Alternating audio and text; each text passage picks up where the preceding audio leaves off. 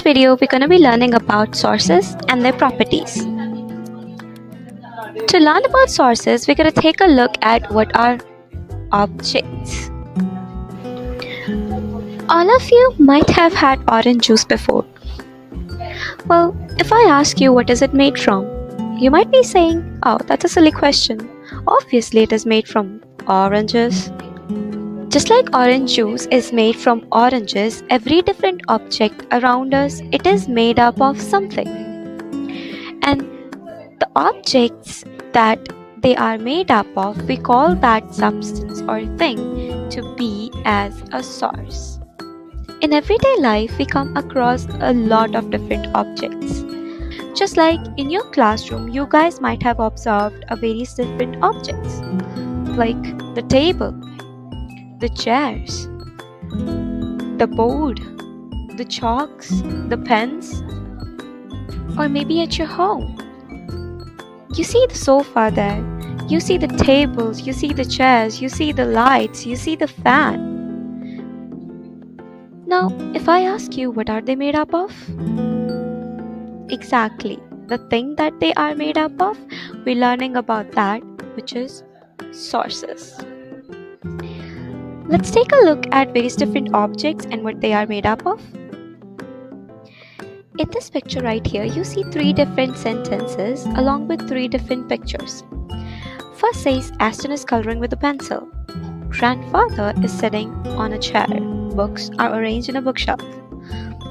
While the pencil, the chair, the bookshelf, what are they made up of? Wood. Now, where do you think wood comes from? To answer that, it comes from the trunk and the branches of the trees. Have you ever seen, like when you touch a table, it is quite hard, isn't it? It's strong, you can't really break it. It's rigid. So the wood, the different objects that you see around you made up of wood, that wood comes from the trees, and the properties for it is that it is hard, rigid, and strong. Let's take a look at another object and its sources. Clothes. The clothes that you wear daily. The jeans, the socks, the shirt, the tie, the cap. Have you ever wondered what they are made up of? For answering that, some of them they comes from the plants, while some of them comes from animals. As you can see, this right here is a cotton, and which we get from the cotton plant. You see the sheep here. You ever knew what you get from them? You're right, the clothes. You get wool from them, and wool is used to make clothes. Oh, you might be scared. This looks like a worm. Yep, you're right, this is a worm, the silkworm. You get silk from it, and the silk is for the use to make clothes. That means the sources for clothes, they are both plants and animals. Now, what are the properties of clothes? Why do we wear clothes? To cover ourselves, to cover our bodies. So the first property of clothes is they are opaque. You cannot see through them. Secondly, they are gentle, they are smooth. Wearing the clothes, you always want to wear the clothes that are comfortable. So, the another property is they are smooth and gentle. Next we have is rubber. You might have came across these things, tires.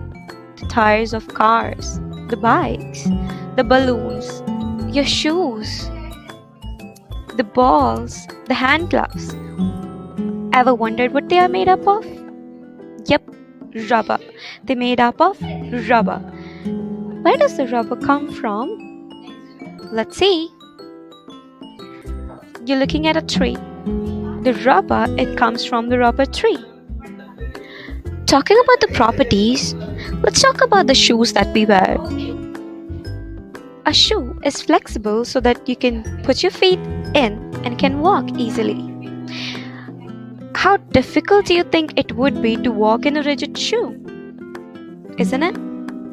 So the first property is they are flexible. They are very flexible.